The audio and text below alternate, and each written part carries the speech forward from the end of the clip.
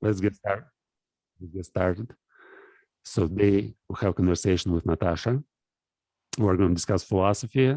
And I guess my first question is like, tell me about your story, how you end up studying philosophy, and what is philosophy for you? Um, I had to think about this one for a while. So I think it started because I grew up like very shy, like oppressively shy, and kind of sheltered. Like my family was religious, but we weren't like community family. We just did stuff on our own. And like going to school was hard for me to socialize, but I was really fascinated by what people's motivations were and what their customs were and what to expect from people. I found it honestly like really confusing. I found nuance and half truths and all that kind of stuff. I couldn't navigate it at all. Um, so I just like paid really close attention. But I also started doing like independent Bible study. Mhm. And um, there was something, I spent a lot of time in the book of Proverbs. And then after that, Psalms. And I realized that I see that those two books specifically. I don't know what, I mean, I can talk about why I gravitated towards those, um, but reflecting on it, I think they're kind of a yin and yang in a way. And I started with Proverbs because it's so straightforward. The concepts are pragmatic. It's like about being sensible, and it's kind of ageless wisdom about how to act, what to expect, how to be fair. It's just everything that I needed. It was like a conduct manual, Mhm. and that's what I needed. So I spent a lot of time in that. And then when I wanted to understand like the emotional component, like what kind of expression is okay, because there's a lot of different kinds of thought when it comes to being like a Christian on what emotions are allowed. Um, and so spending time in Psalms, uh, I developed this kind of celebration of unknown. Like if you read it, there's a lot of it's kind of through the voice of this person who has a relationship with God, and there's lots of asking questions, and there's lots of pain, and there's not a lot in response. There's almost nothing in response. It's just the letters like outward. like self-talk, right? Yes, Hmm. yes, like a journal, like a Hmm. really raw journal. And so this is inside a sacred book. And so those two kind of things meant a lot to me. And if anything, it kind of built this concept where spirituality is wonderful in the unknowns, um, but structure and consistency is essential as well. Hmm. Um, So, as far as like philosophy, it just kind of happened to me. I just took in content, and I developed in with certain concepts, and I just always felt like I had permission to ask questions because it was right there. It was Hmm. in the literature, and I had permission to um, explore what it means to be human. And as I, became more rigorous about my faith, um, and what's actually inside the scriptures, it's there's actually things in there that encourage going beyond the scriptures themselves. And when you think about like truth, what is truth? And how do you know when you've got it?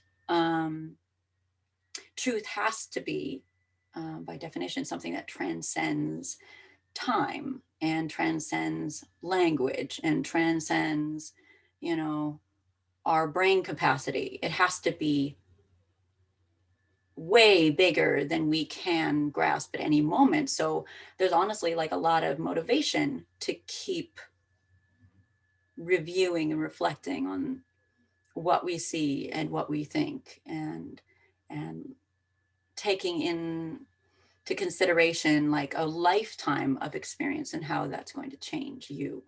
So yeah, it's like it always felt so logical. It always felt so sensible to just ask the questions and think beyond what's right there on the page at that point in your life. But Do uh, do, philosophy just kind of happened to me. do you think it's do you think it's possible to comprehend this ultimate truth like a human being? Do you have this capacity for realizing what's beyond like your existence, your feelings, your thoughts, your experience? And Ultimately, no. mhm, I think that's unrealistic. I mean, we have a physical brain. mhm. Um, we're never going to have a transcending brain. So full comprehension, I think, is just unrealistic. So it's faith, right? So there's no way to get it logically, but you may have faith in it, and it still can help you to move on and try to pursue it, right? I mean, Or honestly, I don't yeah. know. I don't really know if I'm a faith-driven person. Mhm. Um, But still, how else can you know? Like if you say that we're kind of limited human beings, yeah. and at the same time Um, there's something transcendent. Like well, somebody okay, had to come up with this, or right. yeah. Um, okay, again, for me, like, I don't feel like I've got that much faith in as Mhm. much as I pay really close attention, and I've always paid really close attention. I grew up not really having much to say, but I was watched a lot, and I get very engrossed in unpacking human experience in both from my perspective, but also trying to think outside based on the content that I've gotten from other people, what it looks like from other perspectives. And when I think about God and I think about what's in the Bible, and I spent a little bit of time dabbling in like theology and the history of the Bible and stuff like that. And like I see a lot of similarities in what I've personally like interpreted from the scriptures. There's similarities between that and the other like major religions in the world. Mhm. And it's those similarities that I don't know, I think I'm more scientifically minded. So when you look at it as like data, um, when you think about data over time, and that isolated cultures or prominent cultures have come up with similar themes about human conduct, and those are the ones that the collective find the easiest to resonate with, find the most natural to follow. That kind of human similarity is what leads me toward the impression that there is something fundamentally true within each individual human that is also shared by all humans. It's because of the history of our actions and our desires and our behaviors. Those things actually end up leading me to believe, to reinforce that there is a truth that we can't physically measure, but has been there for a really, really long time. I mean, obviously, you can look at religions that predate Christianity and Judaism, even though, the documentation says it goes back to the beginning, but you have other signs of other religions, and just the collective mindset is, I think, a really big indicator that there is something. Do you think And that so, this sorry, what? this collective mind, like it can be something that, for example, there's self, right? So I perceive the world through my, like I see the world through my own eyes, right? And I sense what's going on here. But the self, it may be in the same time the self which you have and everybody else has. So from this person, it's in philosophy, it's called subjective like idealism or solipsism. There's only one self, and then this self experiences all different forms. And each form, like each experience, is basically the experience. Schopenhauer, for example, called it will, right? So this idea that there's only one will, and we all just manifestations of this will. And in the same sense, like there's no difference between you and me and any other living creature, and probably even non-living creatures. Like it's just one and the same thing. So is what you call collective mind, is it something like what I described, or it's something else? Like what do you refer to when you say collective mind? I'm talking about just the behavior, the consistency in behavior throughout stories, patterns, like history, the record that we have of humans throughout history. That's what I'm referring to. And even going forward, how generally predictable we are as human beings. Very predictable as human beings.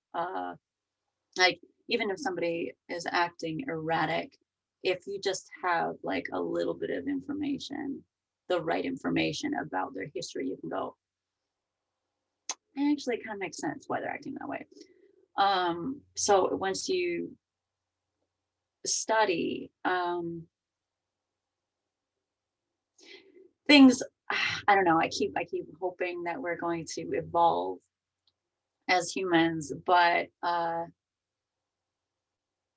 we're actually really predictable. Evolve meaning like to get better, like to be more unique, right? Yeah.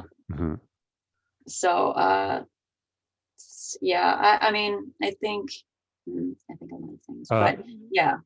Do you think, like, there are some sayings when you read history and some books written 500 years ago, 1,000 years ago? It seems that in every age people say that what was like before, our grandfathers were great, our fathers are were better than us, we are worse, and our children will be like just very I think it's really dumb that people say. Yeah, but they still say it like every almost in every age. The only people who say that were the ones who were privileged.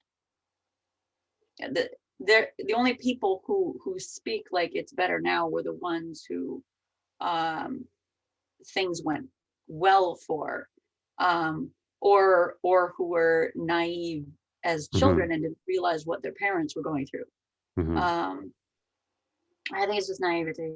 Um, People who Yeah, say but that. there are some concepts like in, for example, in Chinese culture, like golden age, right? So we're digressing from that age, and things are getting worse and worse and worse, right? It's Well, exactly the opposite of the idea of progress, which is like kind of Western idea that we're getting better. And but if you study like what was actually happening during those eras, it was like rampant, indiscriminate, merciless murder of anybody that was thought as useless. mhm, And like there was so much death from disease and starvation. It's like, what exactly was the measurement of what was how it was better? They're not measuring the whole population. I mean, in a lot of history, there were swaths of the population that didn't even count. They mhm. didn't even bother counting them. Um, so I don't know.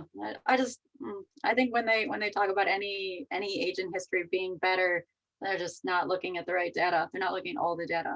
So Do you think it's possible that there's not just one objective world? So, and for some cultures or some individuals, it may be really true that what they experience it's a kind of degradation, and for others it's basically the opposite. So, but they try to say that there's only one world, and this is the objective world. But if you look at it from kind of mm, personal, way or personal mm, view, you may say, oh, for some cultures it's basically no, this was this guy, doesn't matter the names.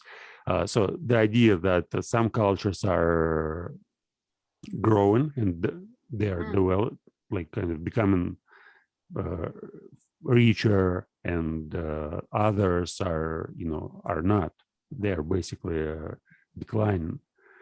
yeah, And we see that, for example, Roman Empire, right? So it was like for almost 1,000 years, it was the greatest, mm, civilization on Earth, and then it declined. And then there's other civilizations like Greek civilization, and yeah. yeah. I think when you're talking about let's just think like on a math level. When you're looking at one world and there's only so much space. And yes, I think at some points, throughout history, there have been individual isolated communities that have functioned really well Mhm. and have taken care of every member and everyone was valuable. I think, yes, those, uh, when they are, invaded and uh, euthanized or any number of things that happen to things that work well,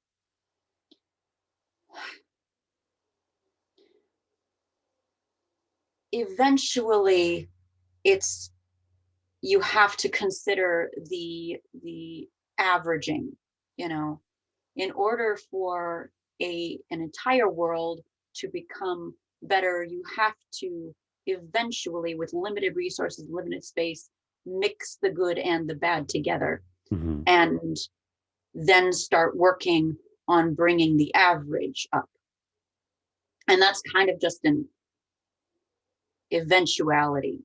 And I think that's kind of what we're going through right now with the industrialization and globalization. Nobody can make their perfect model in isolation anymore because there's just not enough space. There's not enough space to separate yourself and do your own thing. And even in the situations, if there was enough space, you're still dealing with the fact that some places get it right and some places get it terribly wrong. Mhm. So if you're going to talk about humanity as one species, you're going to have to talk about the average. And so when it comes to, like I mentioned, human evolution, I'm talking about uh, a growth spurt in the average. of human behavior, human organization. The So that's something. Do you believe that in the future we'll become like one human species, like no races, no oppression, like just humans on Earth, or Huh. And the following question: which language will we Which use? language? Yeah. I guess it's really, if we can agree on one language, I guess we're not so far from reaching this union. So if all humans will decide, let's like speak whatever, like language X, and everybody agrees, and then in a few hundred years, everybody just grows up and immediately knows this language. And I don't think it's that close. uh-huh. I don't think, again, when you look at like human behavior, I don't think it's just language. There's something in human purpose that necessitates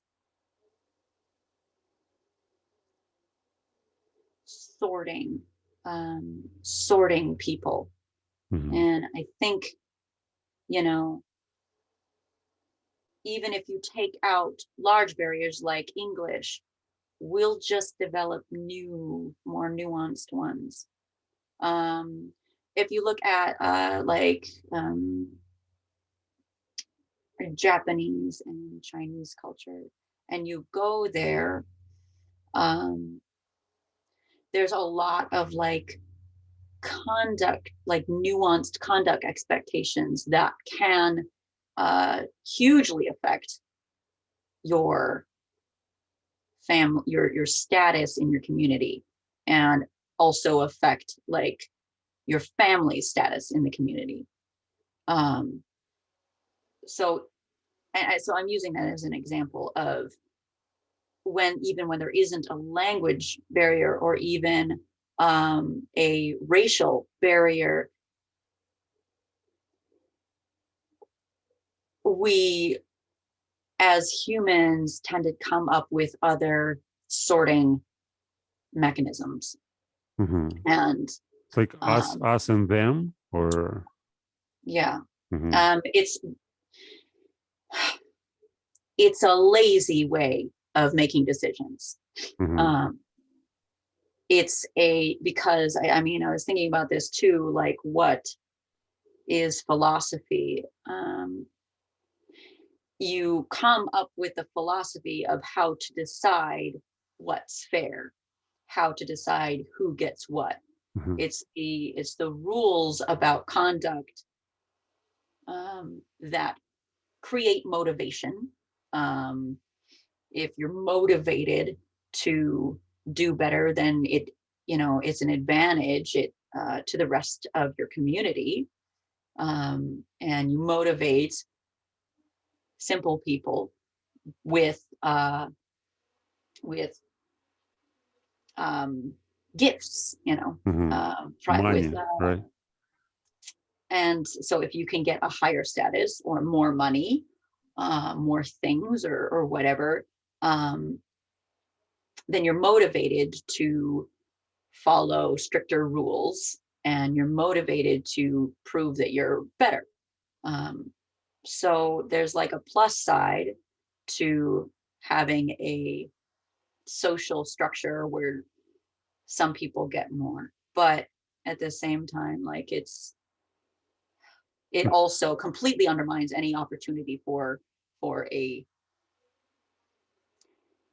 utopia, as we thought about it. So will we ever get there? I genuinely don't know. Like it doesn't seem like it. It seems like if you remove, if you actually put in real equality, then people will have, as we are now, and not have any motivation to progress, or I mean, maybe even live. So, so that's why humans have to psychologically evolve. They have to be able to find purpose beyond those kinds of social incentives. Mhm. Do you think it's going to be one purpose for all people, or like maybe different purposes which may not interfere with each other? Like this ultimate purpose, you know? Huh. Man, I haven't thought that far. I've watched like a number of like sci-fi things that actually they tip their hand towards this problem, but most of them just end up with humans stop Mhm, bothering and they just die off. I've never mhm, seen anything or come up with anything where it actually works out and in like a good way. They're always mhm. like, it's gonna suck. Uh, Do you think science so may have like you know, like all like science may provide all answers in the future? We'll figure out what's going on and what we're doing, who we are, and yeah. there will be a Oh, kind of scientific Earth community, maybe like right, building multi-planetary species, or you know, expanding our consciousness throughout the universe. right, right.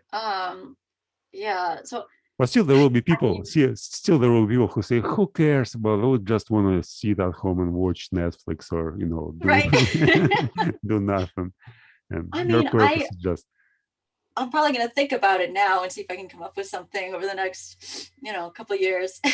Mhm, But I don't know. Like if I were to actually come up with something, I would probably not be able to have faith in it because it's so far away. You know what I'm mhm, saying? Like it's so far out of reach that even if I thought of it, it'd be like, it's probably not accurate because I don't have mhm. any data So it's between kind now of and then. intellectual exercise, just thinking, Right. and you know, if you have free Yeah. time. Oh You yeah. said you said in the beginning that you were a shy person, right? And Mm. then you started reading Bible, and did it help you to gain confidence, like reading and trying to implement some principles which you found there? Well, confidence. Yes. You know what? It did. Mhm, Um, yeah. Okay. But I mean, my confidence building took a long time. The Bible at least helped me feel like I understood some of the rules, some of the social rules. mhm, Um, and so I mean that was really helpful to me to at least be like, oh, okay, this is kind of the basic, what is what our culture is built on as far as assumptions go about what is supposed to be expected. mhm, um there's still a whole lot of nuance that I did not pick up on, except through like trial and error and mhm, mhm, movies. Oh, that's what manipulation looks like. Oh, mhm, um, mhm, and I was in this improv group in high school, and there's this one rule that they use. It's called like yes and that was kind of a turning point for me socially too. Was like, even if you have nothing to say, you can participate in conversation if you listen to what they're saying and just say yes and just add a little thing or whatever. mhm, It was this easy little rule that helped me a bunch. And then just time and effort, years and effort. And then I finally was like, oh, okay, I've been through this before. This is an offensive thing, uh, even though this is true, it's a weird way to say it. And I still run into that stuff a lot where it's like, I'm trying to say something nice and end up saying something that's like weird or not as nice as I thought it was going to be, or it's like or I started off wrong. And anyway, so I still run into it, but I get a little bit better all the time. Yeah, I also have this. I'm not sure exactly, but for me, it's kind of self-criticism. And when I try to apply it, I use writing. So, for example, I go in particular environment, like this, for example, conversations, right, which I joined, like your club half a year ago. Well, for me, it was a very hard experience, like having a conversation one-to-one. It wasn't like I was experienced to do that, and I had many conversations, but having a conversation on the internet with a group of people, and English wasn't my native language, so it was really hard. But a little bit harder, yeah. Yeah, but then I started like usual, like writing down and analyzing my thoughts after having a conversation. And every time when I, for example, try to say something, then since we record all of this, I watch a video, listen to myself. Oh, this was a stupid mistake. This I said something, weird, and I just rewrite it and arrange it in a way how I would say it if there was another chance to repeat the same thing. And then gradually you correct your mistakes, and after a certain period of time, like a year or half a year, you just naturally start saying what you want to say. And it's not. Yes, I did a lot of that. I've done a lot of that throughout my life. So I've got a trippy notes. Yes, I've done a ton of that. Like, oh, where did it go wrong? I try and think about everything that happened, and then be like, okay, what does it look like from the other side? Okay, maybe I can see. All right, maybe okay. Did you write journals, like journal? I hate writing journals. I do not journal. I hate writing journals. There's something about putting on paper that I don't want to do. I like to think in kind of a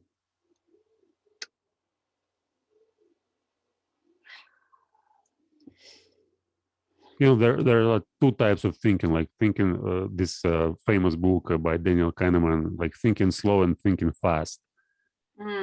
So I think in this like swirly way, where like I let like concepts come in, and I like mix them around and let them,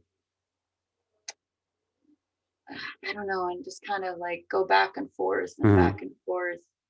But I end up with something out the end. You do it in your mind, right? You don't try to write it down and analyze them afterwards. I'm scared if I write it down, it's going to solidify something prematurely.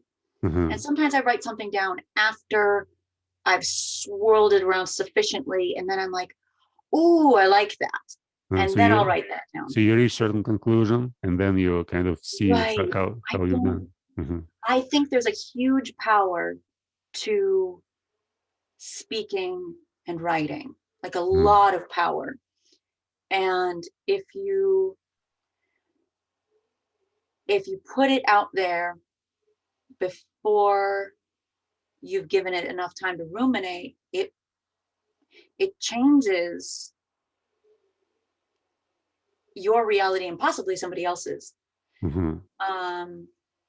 So you got to be very careful when you form your thoughts.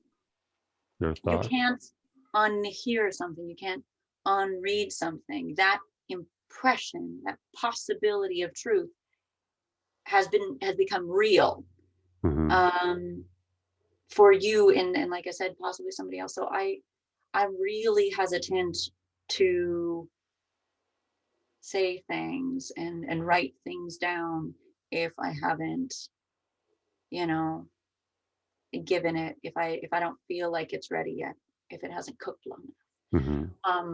Okay. If I'm going to do that or like say something to someone, I'll be like, this is my first impression, but it's like I'm really not attached to it Yeah, at all. that's what I'm doing. Like you write down, you basically don't care too much, but then you analyze it afterwards, and you analyze your analysis, and you analyze your analysis of an analysis, and just you go on, and finally Yeah. you discover the kind of perfect form of self-expression. And Mm. but You've perfected self-expression? there's no perfect form, but it Right. until unless you can, like for me, what I call perfect form is something that I may accept and say, "Oh, this is what I really wanted to express."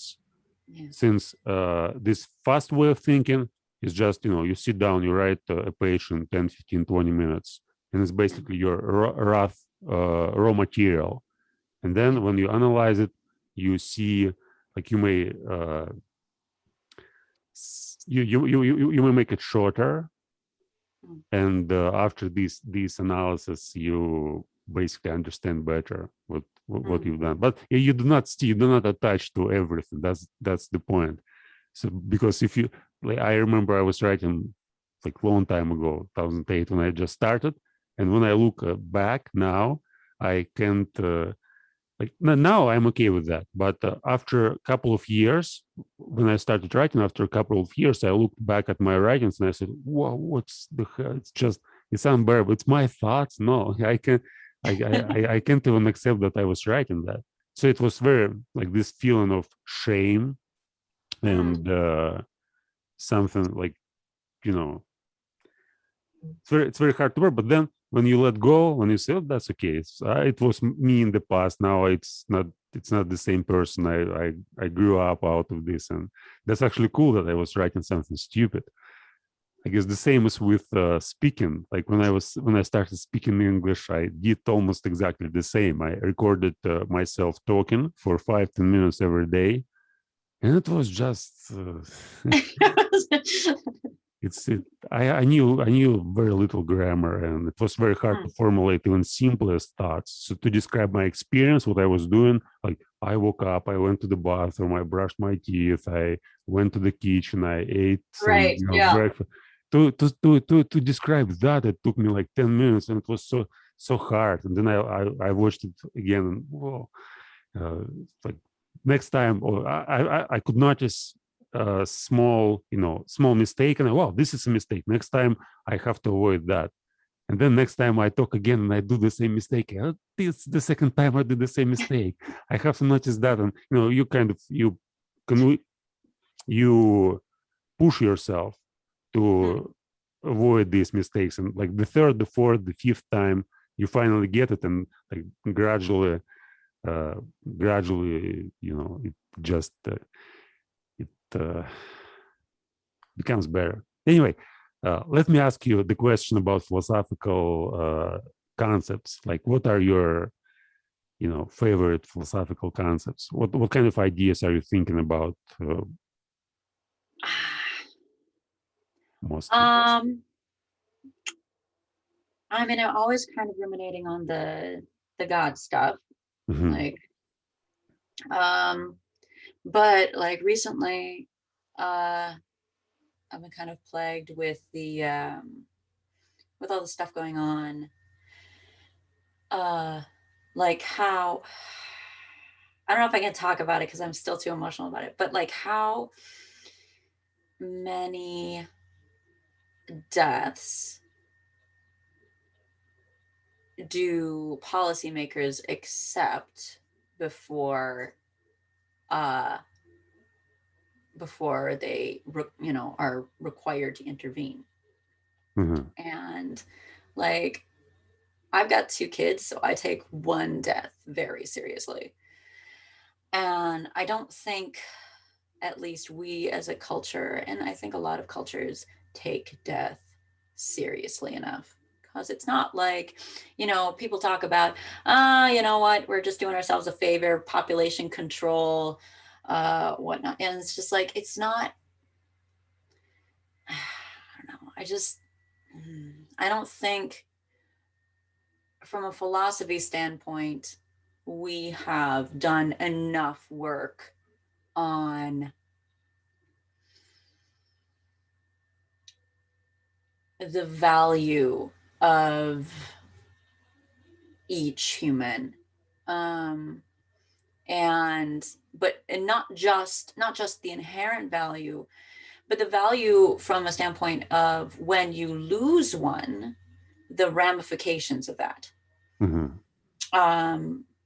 One kidnapped and killed kid can have exponential damage. It can ruin the lives of parents and siblings, um, and it changes a community in the way that they treat their children, the way they treat their neighbors, the way they treat strangers. And and the people directly affected don't function the same way, and they don't necessarily change for the better. Not everybody gets stronger, not everybody gets a better perspective on life. Some people just quit and become cynical or hermits, and so I think there's just so when you take that, and then you've got human trafficking, and then you've got uh you know putting people in camps, and then you've got taking children, forcing them to be soldiers, and you've got all of these things happening, and we just like somebody decides when it's too many, and it's not at one, so that's where I'm at. I get very emotional about it. That's the one that's been Mm-hmm.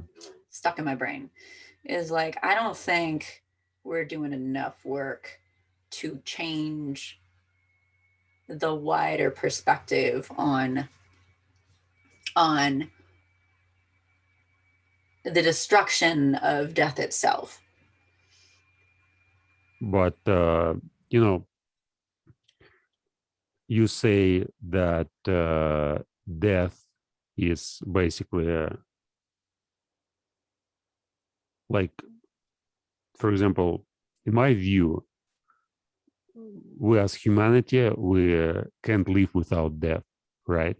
But you perhaps mean violent death, right? When people basically kill each other, and it Yes. leads to Yes. some, as you said, Absolutely. ramifications for families, for relatives, etc. We put a But lot of effort and science into preventing medical death. We put a ton of energy into that. uh, but And I you mean like improving human morality, or the way how we treat each other, like Yes, yes, the gravity of mhm, human uh, life. mhm. But yeah, I see how we can do that in terms of like educating children and educating probably adults, and trying to you know give everybody a sense that other humans are the same as they are. But it's still very hard for me to accept that each person will subscribe to this to this attitude. Some people just because you say like you have to treat people in this way, some people, like in their nature, they'll say no, like I'm not going to treat the people as you say, I'm going to do exactly the opposite, and then they go and kill somebody else. See, I think it's definitely like a problem, but at the same time, I don't see any plausible solution to that problem. Like science, religion, like see how much religion, for example, tried to do something to change that from like thousands of years, and it haven't led to anything positive. Then we I had, think yeah, I would put that burden on the shoulders of philosophers. Well, that's interesting. Because yeah, I think that's where it belongs. That's like, I don't think it belongs on politicians. It belongs on the human perspective. So it's Yeah. by philosophy, you mean ideology, or Yeah, yeah. I guess like I'm not talking about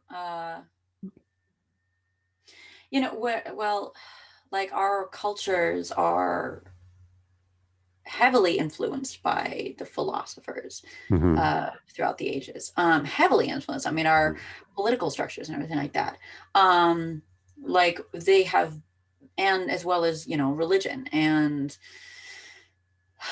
I think it takes people actually creating strong arguments with studies and bringing that to the attention of people in power. But I don't think it's going to happen just by making better rules. It can't start with politicians. It has to be a change of human culture. yeah, it's like Plato suggested in Republic for 2400 years ago, right? So rulers must be these philosophers, but Right. yeah, at the same time, other philosophers say that it's the worst thing to be a ruler. Like Schopenhauer, for example, he said, like, I'm very happy that God didn't place me to run the Roman Empire, since I can't do any philosophy if I have to control people. And many philosophers believe that people are, hopeless. So there's no there's no way to do. Right. Right. Exactly. And we've resigned just to the fact that, well, if you're going to be a ruler, you're just going to have to be dismissive about the minutia. And I just think we're being lazy. Mhm. I think if you want to work towards finding a problem, just because it seems hard or impossible, like we're like trying to go to space. That seems hard. We don't Mhm. have the technology, but they're really working towards it. So why aren't we motivated to really work on it? I don't feel like it. Yeah, I think we're working. I think we are working on it, but I like my view is just there's probably in near future there's no way to find out a good solution. Maybe there's no way to find out the solution at all, and people will like it's kind of Well, a necessary element for the progress, like this controversy between humans, between certain groups, between certain individuals. So if you just let's say solve it and nobody kills anybody, will gonna like I don't know, extinct like dinosaurs or well, it's just a kind of thought experiment, but it seems that it's a part of our nature, like this type of behavior, and whatever we try to do with that, now we still don't have anything that we may say this like this works. We have better tools than we had before, right? So now we have better societies which can control like all these violent elements which were uncontrollable like 1,000 years ago, 500 years ago, when there were like armies marching Europe, and people were just killing each other, and there were some crazy kings, some crazy empires who thought like I'm going to rule the entire Europe, and gaining armies and fighting other people. Now it seems that it's all kind of distant past, but still like it's on a mass level, but on an individual level it feels as if it's all here. I see a computer, like video games is a very good substitution of this, to give this instinct of fighting this aggression to I to mean, be. I don't think it's a correct assumption that it's part of our nature. Mhm. Um, because I mean, I'm not positive, but I think there have been certain cultures and communities where they don't have a lot of homicide. Um, I think that's a learned thing Yeah, but yeah, you say rather that. than a natural thing. Mhm. Um, but that's my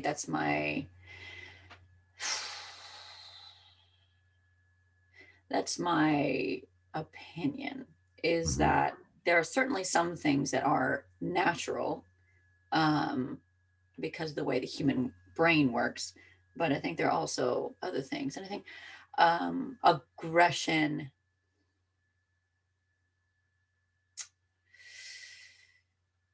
I'd have to think about it more.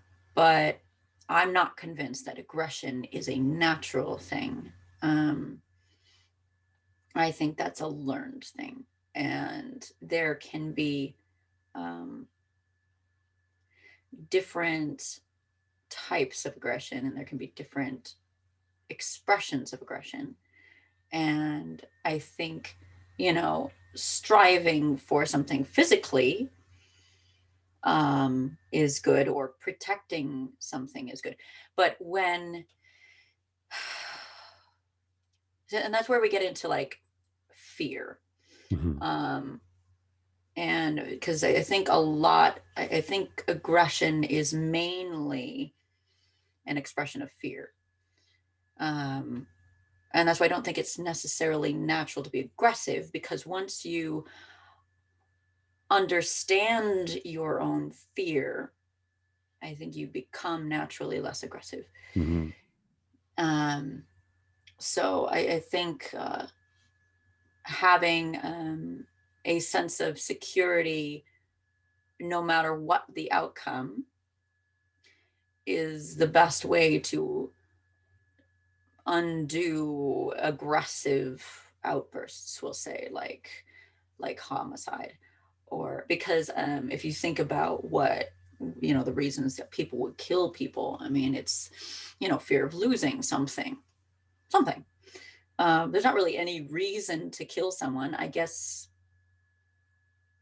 Sport, but I mean, that's kind of that's a psychopath thing. Not everybody who kills is a psychopath. Mhm. um, I think largely, and I mean, mental illness is certainly a thing. And I think a lot of mental illness, again, is created, not natural.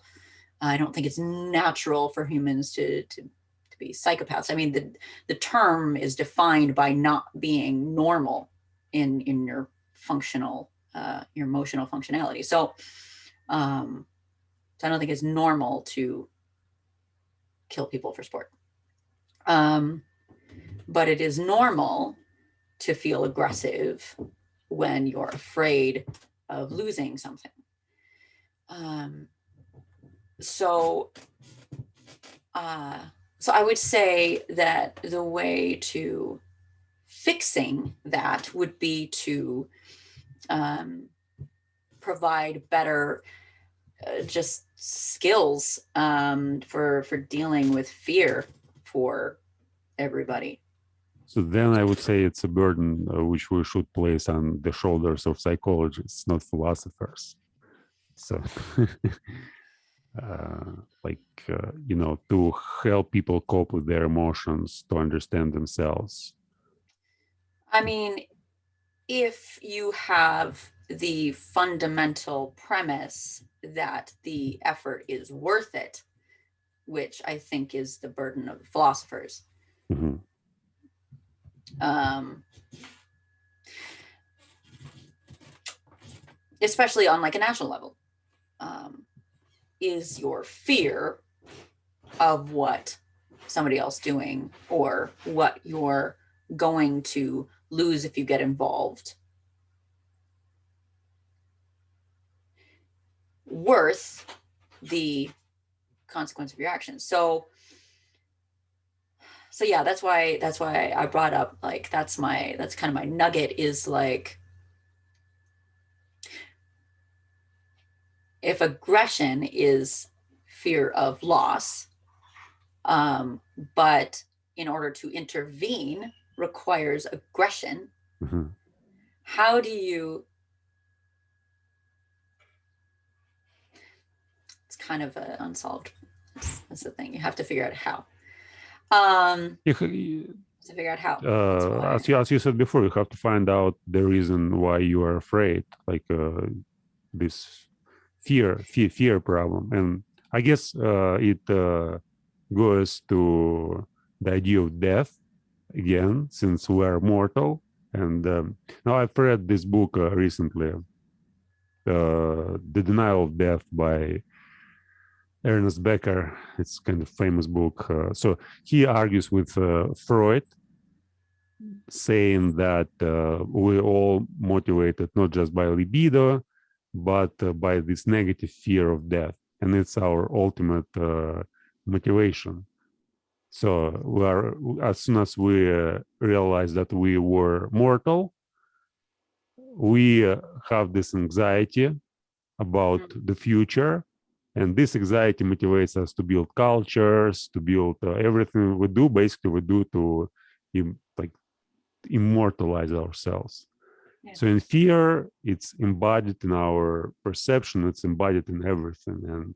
And there's certain kind of situation which threatens your existence, which this fear manifests itself through your actions. You again, it's what I said, you naturally have this reaction. So you naturally become aggressive to protect yourself. And there may be a solution when you think, okay, I am just everything, I am immortal, everybody is just one thing, there's nothing to be afraid of. But it's as you said, it's very like we have to go way beyond this our current psychological experience. Yeah. So we have to become mature on a level which exactly. Yeah, we have to, like, we have to become like society of Buddhas or Jesuses or whatever. Right. Yeah. I mean, so I'm thinking about like it's just been kind of the stance of humans, like, yeah, sure, that sounds nice, like we would be nice if they would be nice, on like a national level, like, oh, we're only building up our weaponry because we don't want them to be more powerful than us and try and do stuff against us. And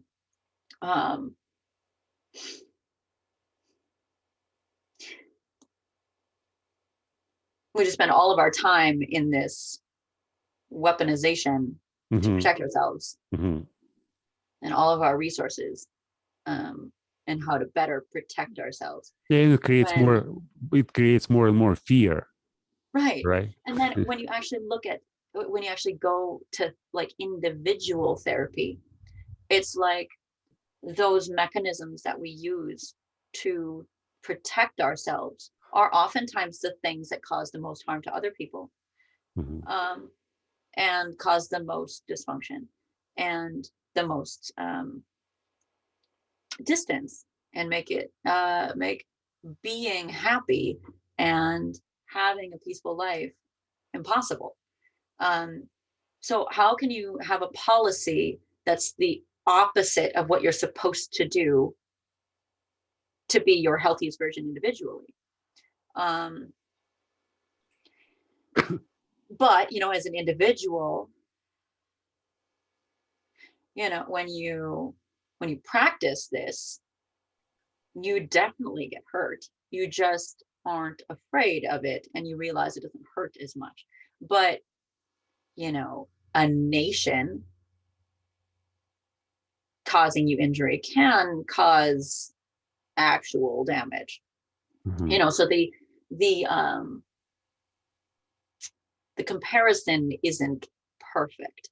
So if you're not dealing with the same equipment, you can't necessarily ask for the same solution. So I mean,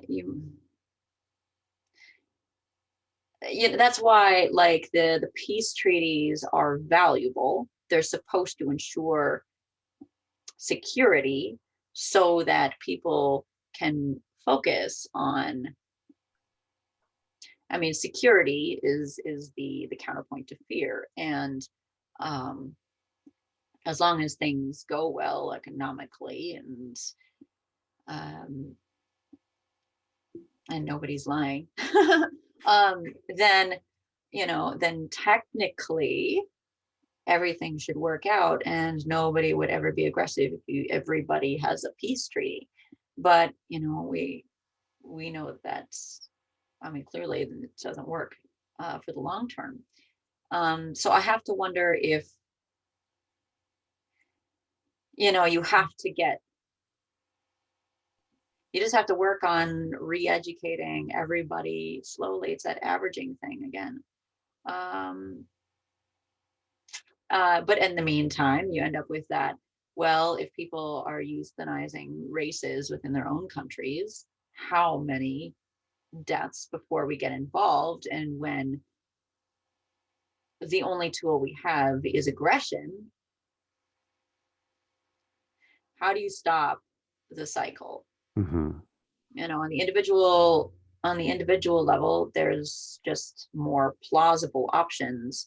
On the macro level, it's hard to figure those out. And I think, again, I think that's got to be a philosophical thing, Yeah, because I don't know what the psychologists are going to do.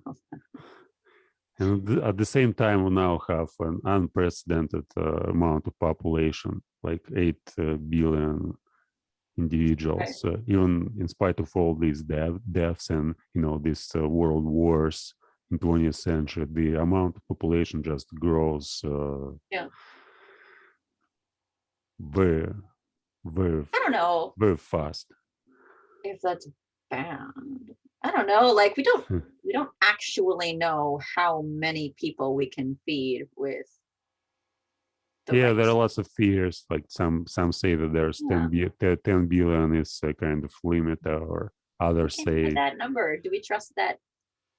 I Do we remember trust just that look. study? Like, I wish I remember watching a video where a guy was like providing this theory. It's like TED Talk or something like that, and he seemed to study it very like in depth, explaining how like 10 billion is like a perfect solution. And he doesn't say that we have to limit it he says that basically it's how we will, like when we reach this point, it's just naturally will not grow further. So we'll mm, reach 10 billion and there's like it's going to be kind of sustained okay. like for thousands of years there were just 100 million Huh. people, then there was a billion people, then 10 billion, and we tend to think that it's gonna grow forever, or there must be growth, but actually, Right. yeah, he provides some ideas that it may be like kind of cycling, so it goes up and then it goes down, or it stays on a certain Hmm. plateau. And I mean, there's lots of countries that are already not like replacing their yeah, population. yeah, yeah, Um, exactly. And and there's certain like amount of in especially in Western countries, like people, it seems that they have everything, but life loses its meaning. So hmm. you kind of you have enough money, you have enough food, you have enough comfort, but there's nothing to do. And for many people, like you lose yourself in your job and work all day, or you just become an alcoholic, or you just watch Netflix all the time, or play video games, and it seems to be useless. But there's nothing, like, not again, not for everybody, but for many people, they end up in a depression. And well, Right.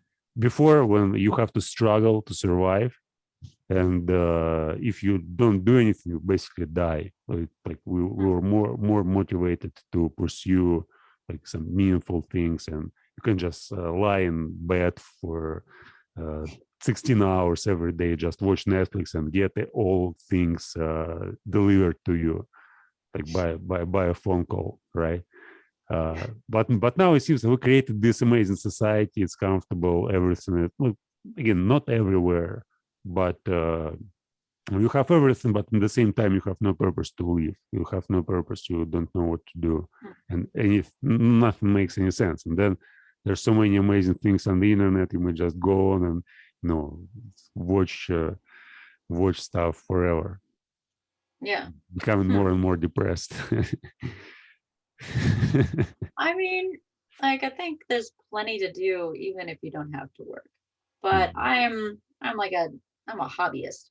Mhm. So I love just learning new things, and whether it's art or music or Philosophy.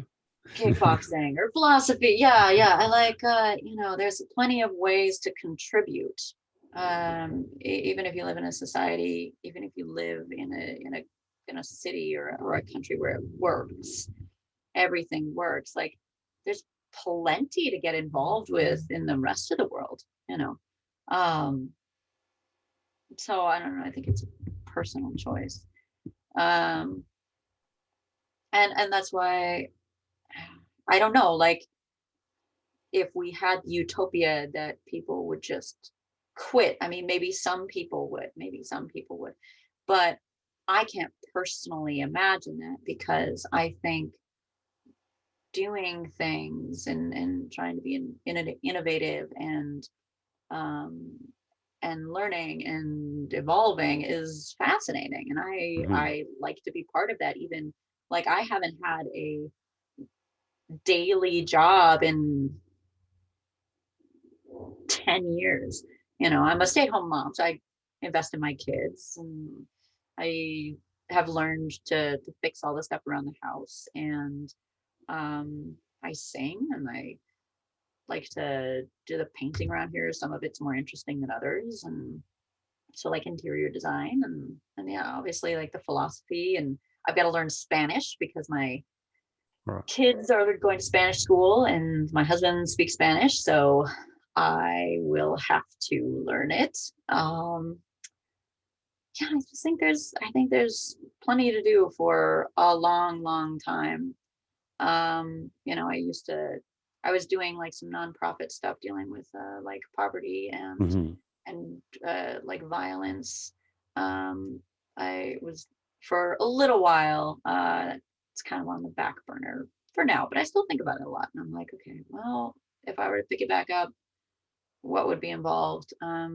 Yeah, but you have sense of purpose. You have some, some drive. But Yeah, for other people, they and basically it's have. not because I have a job though.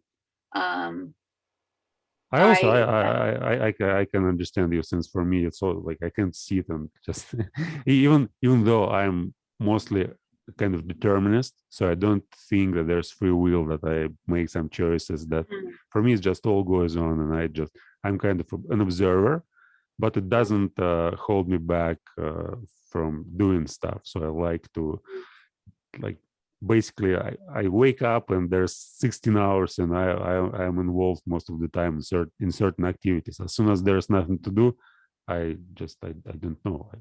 I usually don't experience anything like that. There's 50 projects which I'm going to work on, and huh, depending on how much energy I have, I'm working on one of these projects. hmm. Yeah. I mean, I guess there's no real value to deciding whether or not there's free will. Mhm. Oh, It's like you're not going to know for sure either way. yeah, but for me there is, since it helps me to control my emotions. It helps me to Oh, control, okay. like, it Okay. Hmm. when I think about the past, for example. Yeah, Sure. early, Okay. in my teens, in my early 20s, I had lots of anxiety about my past, and I Mm, thought always, what if I could change this yeah. situation? What if I could change that? And now I have no thoughts like that. So now it's all clear. I know that, everything. I don't know, but I kind of convinced myself that this is the key. You So whatever happened, use it yeah, for, you use the concept for, to yourself yeah, to yeah. But help also, explain but things. also, like when I first came up with this idea, it was 2012, and I basically read Schopenhauer again. He convinced me after like reading him. I became kind of searching. I started studying more this concept, and uh, for the last 9 years, I'm still there. I'm still studying this idea, like determinism versus free will, and I still can find sufficient ground for like believing in free will. So when I think about consciousness, I can't find any any any suitable explanation which explains how it works and what it is. I mean, like, I think for sure there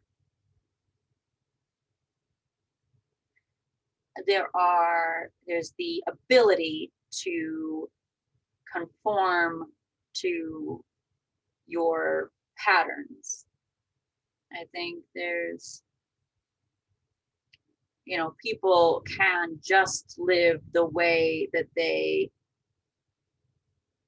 were formed to live, if that makes any sense. So, so the language that was used, where you grew up, the way that conditioned you to interact with your environment, you can keep that model throughout your life and be, like I said, very predictable, Mhm. for better or worse. But I do think, or rather, I've put a lot of effort into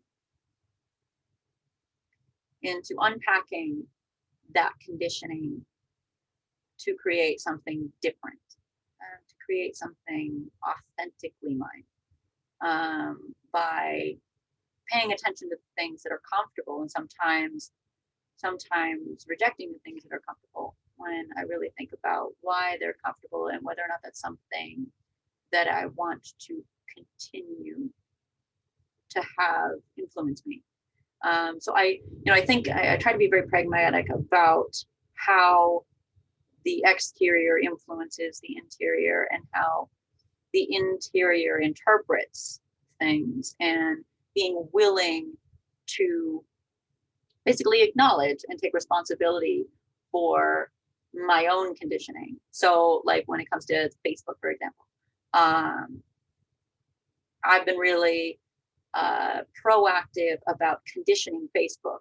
So ignoring posts that I know feed into like certain self-deprecating thoughts, for example.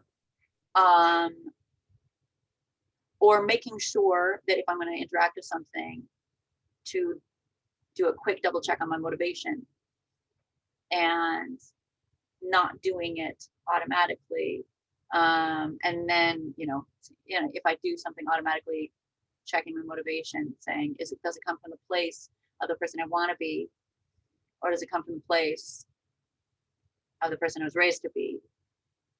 And so I do a lot of this throughout my day. And I think that's where, like, I diverge from the concept of there not being free will. I mean, maybe I'm destined to do all of this rigor.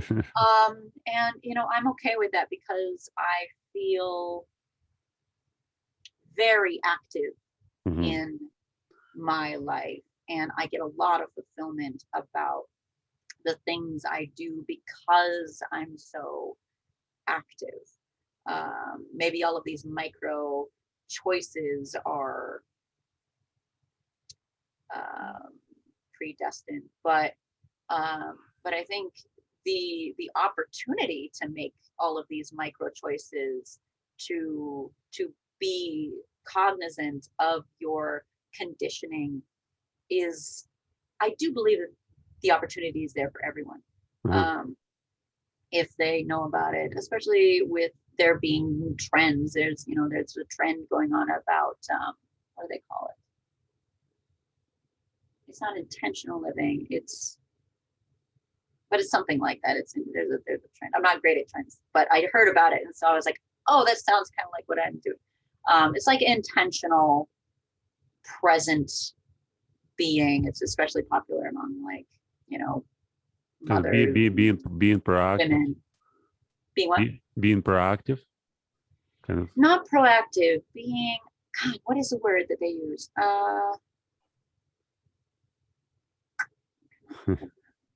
Being like in the moment. Okay, like being present, being aware. Mm-hmm. Yeah, it's like there's like a tag. There's a special catchword that they use for it, and I can't. I can't remember what it is, but yeah. So that being attentive in the moment is a trend, and that's a choice that you can make. And I think that changes. That can change your life, and that can make your life more fulfilling by changing the way that you deal with your day-to-day.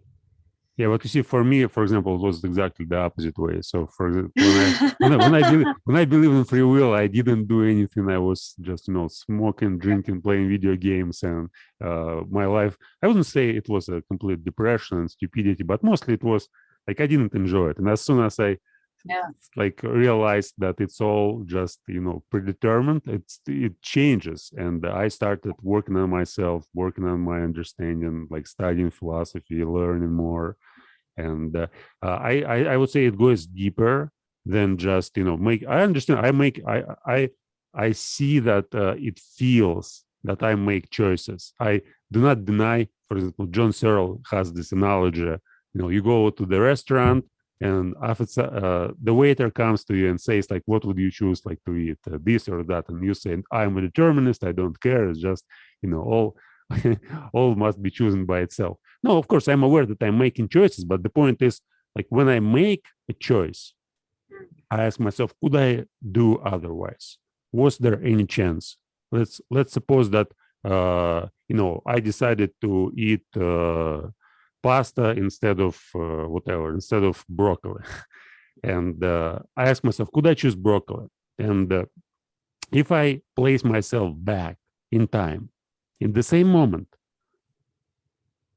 with the same, like, all situations the same. So the entire universe, the state of the universe, at that moment when I make a choice, was exactly the same. There's like all my neurons in my brain were the same. The whole arrangement of atoms in the universe was exactly the same. How could I choose something else? So, and it just like, if there must be something that goes between my choice and like what was before. And to change something else, I have to have I have to change something else again, like in the past. So you equate this you said determination with like a universality. Yeah, it's kind of everything. So it makes you feel more one with everything. With everything. Yes. So, and I can see where you get calm from that. Yeah, that makes a lot of sense, is being able to. It's like you don't place your identity in your will. You place your identity in either in nothing or in everything, and it just goes on. And you're kind of an observer. You just observe what's going on, even though, and simultaneously you perform certain actions. So you're aware that you are doing these actions, but you do not attach certain valuation to them. So you don't say, oh, this is bad, this is good. You basically, it's kind of all neutral. You understand that something leads to improving your situation, something leads to like decreasing your situation, and you try to avoid the latter and to get more of the former. But it's still, you try to be not involved in this constant kind of evaluation in terms of saying, oh, this was bad, I made the wrong choice, next time I have to make a better choice. So you don't think in these terms. You think, oh, this happened, why this happened? If I don't like it, let's analyze and see like what was done wrong. And then next time, yeah, and you don't think that it was wrong. You think it was done because there was a reason. So what was the reason? You try to identify the reason. And then you move on, and next time, if you made the wrong choice again, you get back, try to analyze the cause, and then next time you try to like get rid of this cause. But again, it's like it feels as both. You have what you call free will, but it's kind of on a superficial level, like it feels right. But when I think about it, when I reflect on it, when I think about it deeply, I can't find anything. But it doesn't make me, depressed or Right. like, oh, I'm doomed to have this existence and I have no choices. No, for me it feels really exciting. So I feel, well, that's wonderful. I just I experienced this life. It's like watching a movie. I'm watching this movie. It's so fascinating, and I'm really I I really like it, even though it may even though it may be terrible, even though there may be no choices. It's still something that Well, I that's think going on. I view the calm and the interest in the idea that I have free will, but it's like the same thing, because I view my participation from a place of responsibility. I'm taking on responsibility to do the work that I do, in order to create a as much good as is within my capacity, not just by doing good deeds, by really sorting out all the bullshit Mhm, that I receive and that I've been given, and trying to make something uh, new and something genuine come out. So I it's kind of like being like a water filter. I try to be kind of like that, where I take in the things and I try and think about, okay, how can I turn this?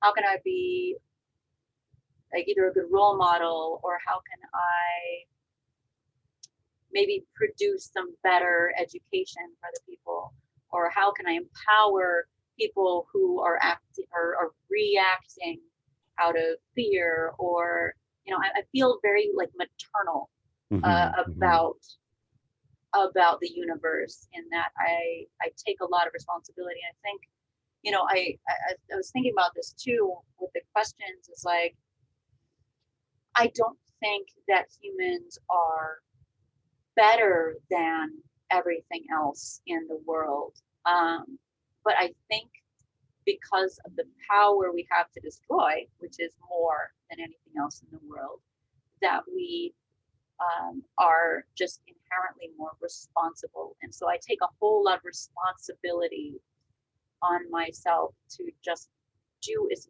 much good as I can figure out. So I put like all of my thought throughout the day while I'm like washing my dishes and um, interacting with the kids, and even the stuff that I choose to watch. I'm trying to take it and digest it and make it really extract as much usefulness as out of it as I can, in mhm. order to um, if even if my reach isn't really very far. I'm not great at networking. I don't, I'm not on a TV show. I'm not a Hollywood star, or whatever like that. But I, I'm trying to do my best to create myself into something that interacts with people in as healthy and productive way as I can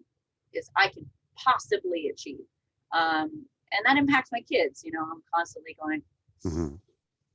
that may not have been the best choice in that situation, and the things that I teach them, and stuff like that, and the choices that I make for self. If I develop myself according to the things that I know are the best choice. I'm going to really try to hold myself to that, not because I need to be perfect, but because I genuinely want to create more good. And I think that only happens if you can access it within yourself. So, but I think free will is kind of like, I don't know. Honestly, I don't really think about it. It's like that particular component, but the universality thing that you're talking about, I think, is definitely the motivating factor, and the source of like feeling like you have a place, and that inherent value thing again, that you are participating in something much bigger. No matter what people do or say to you, you're participating. I think it's really important. Let me ask you, if like, how would you raise your kids if you want them become philosophers? If I want them to become philosophers. Yeah. So if you want, like, not make them philosophers, but let's suppose that they won't become philosophers and you want to help them, like, what would you do? I think lots of humility is crucial, because you have to be able to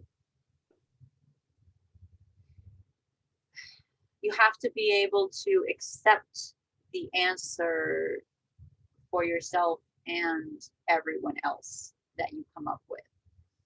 And you can't just come up with ideas that serve yourself, because that's not good theory. And you have to be willing to consider things that diminish your value as a human being and diminish your value in the social hierarchy. You have to be willing to marginalize yourself and your personal desires in order to do good rigor, in order to do good theory. And I think that's hard for a lot of people to both marginalize yourself and value yourself, because I think so often like philosophers, they do one and not the other. They have to either throw human value out because they want to treat it like math, or they inflate human value, like in the theory of where the self is the only thing that might exist and everything else is kind of a player. So I think humility is essential for it to produce some really useful philosophy that that makes a positive difference in the world, rather than just being some type of fantasy or another that doesn't really transpose, and it doesn't really mesh well with like science, like psychology, with studies where the philosophy is like, oh well, I guess it doesn't really work in the real life and the real application, because psychology says all of this stuff. It has to, I mean, it's kind of like religion. Like, if it doesn't make sense with the actual data that we're extracting, then it's basically just faith, and fantasy. So what's the point of spending a whole bunch of time studying fantasy if there's no application? So anyway, humility, not just teaching the kids to be humble, but being humble yourself. So I think the best way to encourage questions from children, which I think is really important, is to be willing as a parent to say, I don't know, and I don't think there's an answer, and I can give you my opinion, or even like talking about mistakes that you make as a parent, being like, while yes, I make all the rules and it's really important that you follow them, um, I made a mistake this time. I didn't follow the same rules that I give you guys. I tell you guys no shouting and I shouted. Mhm. Um, you know, expressing that it's, you know, it's everybody's a work in progress. It's just like that particular one It's kind of makes it hard. leading by example, right? Yeah, yeah, leading by example, but when you can't, and you want to encourage the kids to have free thought and ask questions, um, and also recognize that you are fallible, Mhm. certainly undermines like structure. Um, it undermines like uh, obedience. So it can make it hard to be as successful like at everyday tasks with your kids. So I've got an almost 8-year-old and like he's like 2 weeks away from being 8, and a 5-year-old. So they're definitely in that period of questioning and exploring autonomy and saying no and stuff like that. And I don't want them to be just blindly obedient.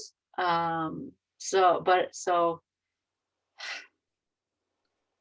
it's hard. Like it's hard to create, to create a harmonious environment where also there's a lot of self-expression and room for that. So Yeah, I'd like I'm what still you working on it.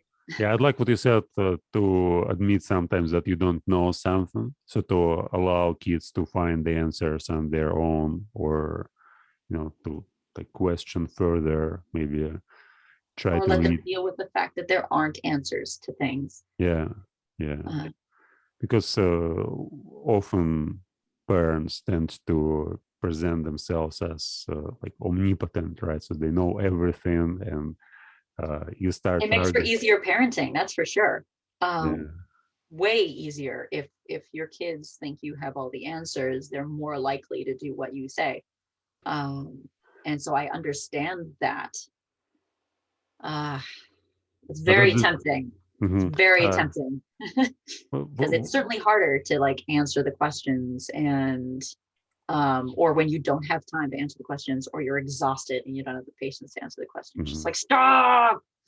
Hmm. Yeah. One more question I want to ask you, since we are talking for like 90 minutes already. Yeah, that's really fun. Uh, your thoughts on education in schools and universities. Like, Mm. what do you think about our modern education? Is your, like, by the way, your first kid in, like, he or she? Like, who He is he my already? eldest is a boy and my youngest is a girl. Is he already in school? Yes, so Uh-huh. they both just started school full time. Uh-huh. Um, and so he's in second grade and she's in kindergarten. Oh, okay. And yeah, so they're this like I have a little bit more free time now that they're both Mm-hmm. in Mm-hmm. school. And yeah, so it's I don't know. I like the one that they go to. Um, as far as like opinions, like for the US, obviously, I think the school system has a long way to go and should be free. And they just aren't getting it right, especially in like low income neighborhoods. Um, and I don't think they pay teachers enough. um, professors, I don't know. They might do okay, but considering the amount of school they have to go to get those jobs, maybe they don't get paid enough. But as far as like curriculum goes and um, total structure, I don't know if I have any specific problems with it. But I mean, I haven't done like a whole lot of research on it. I haven't explored what it's like to be at. But when you were in school, what kind of problems were there? Like, you know. Well, I lived in like a small town in North Dakota, Mhm. and I don't know, like our academic program was pretty good where I went. Um, Problems. Shoot. We didn't have a whole lot of choice, but there's a lot of choice where I live now. Almost honestly like too much choice. There wasn't a lot of like there were almost no people of color where I grew up, Mhm. and that's not great as far as teaching kids to get along and be accepting. Um, but with the school system itself, like the grading procedure, man, I don't know. Like I haven't put a whole lot of thought into it because like, I think it works well enough the way that it is. I mean, there's certainly you know, the failure component that doesn't seem very realistic. If anything, it's detrimental to um, the children's perception of what life is like outside. I mean, what I think school should be is like a simulation Of education. So it it should reflect what life is like on the outside. So, there's certainly the component where if you get in too deep financially, it can be very hard to get out. So if you think about like your classes, like the financial world, there's some similarities. But when classes are tied to your intellect, it's not like you should be taught that if you're too dumb that you can't do anything in the world. And I think that's what kids end up getting taught, is that there's a intellectual grading. Mhm. Whereas we're finding out that, the way that we test kids is not a really valuable reflection of their social ability to contribute. Yeah, I do believe, creativity, I guess, also plays a huge role. I mean, right. your intellect and creativity Um, are not the same. and also the value of social skills. Like honestly, a lot more of our society is built on social skills than is Mhm. measured in school. And they don't measure that at all. And so it doesn't feel like currently it really prepares kids, um, which is kind of what it's supposed to be. They teach the basics of a lot of classes, but like and I don't think we teach history well or enough, at the Mhm. very least. Um, at the very least. And we also don't teach like enough about finances, which I think is really dumb. Like kids, I didn't have a single like financial um, experience in school. Luckily, my parents just ended up talking about it a lot. So, so I grew up knowing that. But I mean, especially in low income neighborhoods where finances are really hard to get a handle on because you don't grow up with knowing what stability even looks like.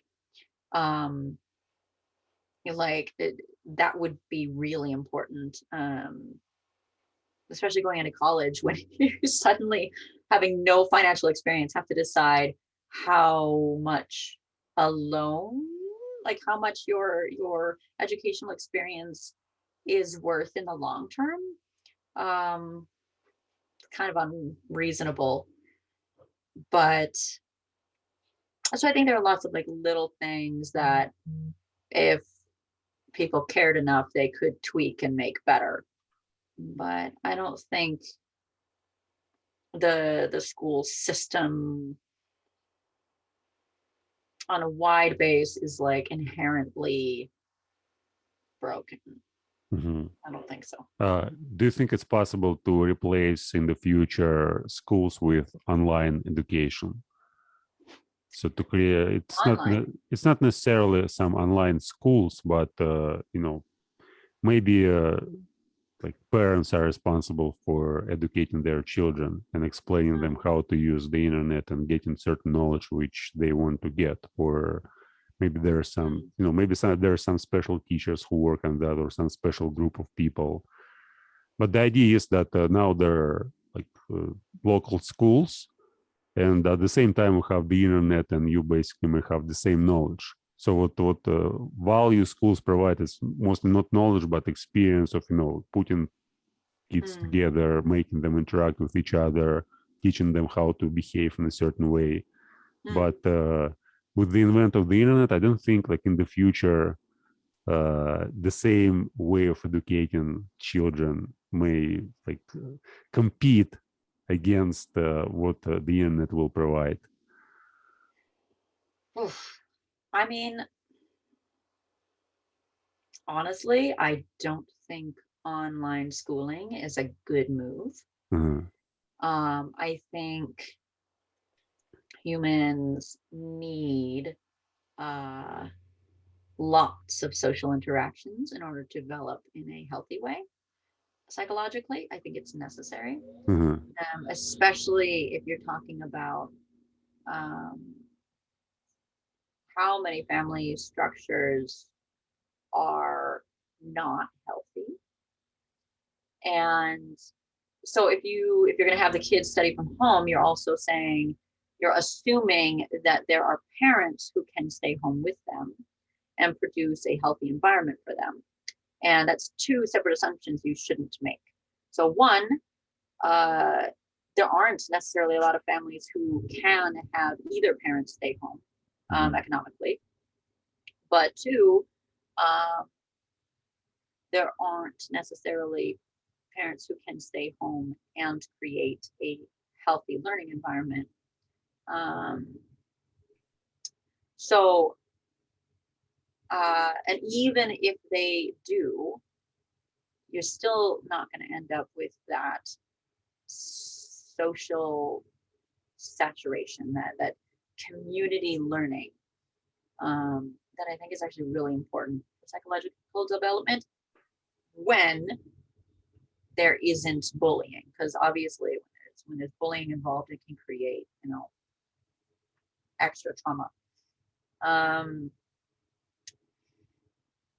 So I mean, I still think that children are better off with other children outside of the house learning from other adults fundamentally.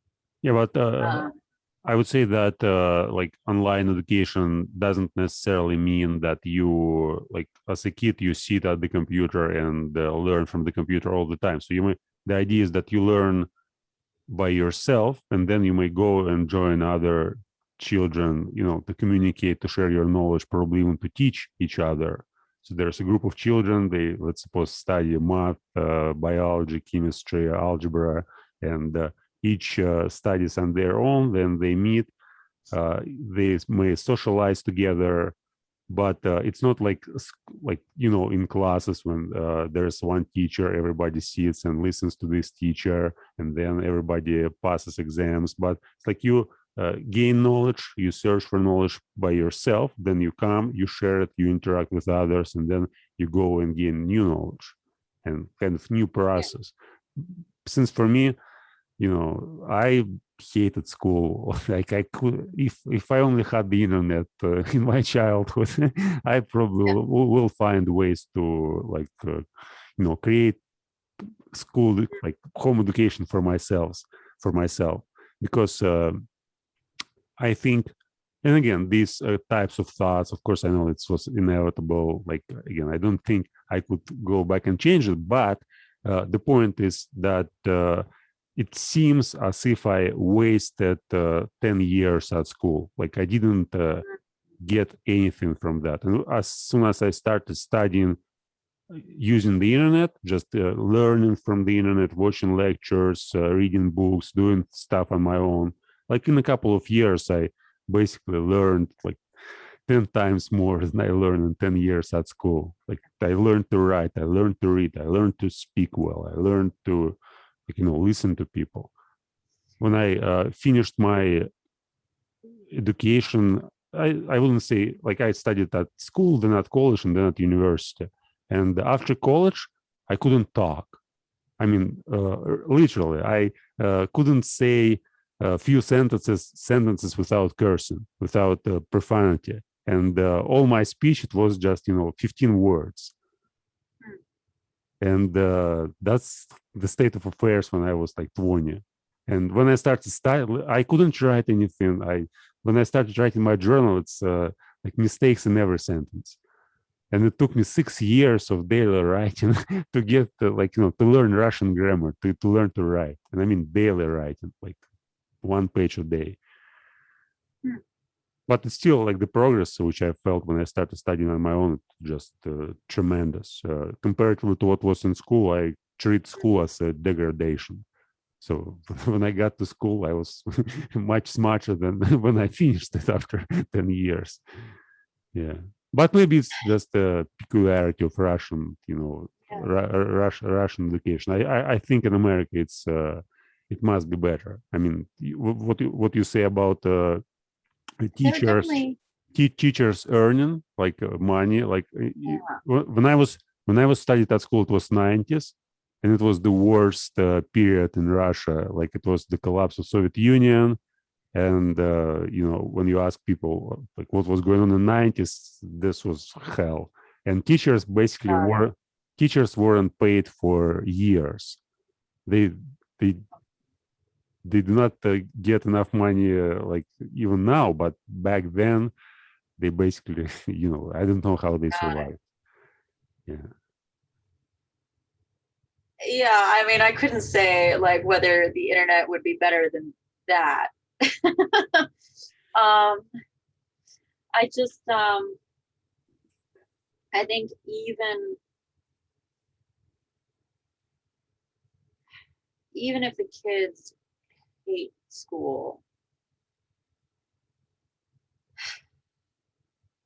I don't know, like I just think there's so much value in even just having the opportunity to develop for that social experimentation as a kid. Because if you are doing social experimenting as a kid, the consequences are just so much lower if you think about it. So like when it comes to my kids, I mean, they're brilliant. They ask a lot of questions, but bringing them to school, I have been focusing the most on helping them with relationship questions, and that's been my priority, is because like you said, you can always go back to school. You can always find a different way of learning. You can always go specialize in something else. I mean, my husband and I both changed our majors significantly after going to college, and so I think of like elementary and high school is, while yes, the academic process can affect your life in big ways, and in as much as they determine whether or not you get a scholarship, you get enough money to go to the school you want to. I think the emotional learning is the most valuable component, because you, like I said, you have that built-in forgiveness, that built-in low consequence for being kind of an idiot. And kids are still relatively innocent. And you can also do a lot of experimenting in this short amount of time with a number of different kinds of personalities, and developing, even if you develop negative opinions of that lifestyle, it's still information. Whereas if you're limited in the amount of time that you can spend, like I was, and that's why it's so important to me, because I didn't have a social life. And so I had to do a lot of this kind of stuff in my adult life. And I just think it's really important, if you don't, in the case that you don't have already like a really big family with lots of, where you spend a lot of time with a lot of other people in those situations. And I think in our current society where because we have the internet, we are increasingly self-isolating. Yeah, but at the same time, you interact with people as well through the internet. It's just a new type of interactions, right? So you may have similar experience. Maybe it's not the same as personal interaction when you really communicate, but still you may learn a lot from that too. And probably in the future, more and more interactions will become like that. So you have to probably you have to learn new social skills, not just communicating with people in the real world, but being able to find those people whom you need to find on the internet, connect with them, learn something from them, teach them, and interact in various forms. I guess I'm skeptical that online interactions can reinforce personal authenticity, because I don't think you can learn authenticity without other people, without having other people to kind of mirror it back to yourself. Yeah, but for example, our conversation, you see, you still can learn, be more authentic, right? Just by having a conversation. I've already done a lot of work through my physical interactions. I've already done you have experience. I understand. Yeah. But I'm not saying that you have to only have the experience of interacting with people online. You have to have both, obviously. Okay. Well, yeah, absolutely. Yeah, the point is that this one will be more and more, influential in the future. And I just think that the early years physical interaction is really important. And if you don't have that school-based, yes, you can offer extracurriculars, but again, you're counting on families to take their children there. As adults, we can choose to opt in, but children don't get to choose. So if you restrict them, then they end up having certain problems and probably will not even be able to have healthy interactions with others if they don't build this mechanism of communicating with other people, learn how to do that well and adjusting to it. Okay, Natasha, thank you so much for a conversation. Thank you. This was very fun. We went over a lot of stuff. It was really nice. I hope we'll have more in the future. I guess. Yes. Yeah, I'm going to stop recording here.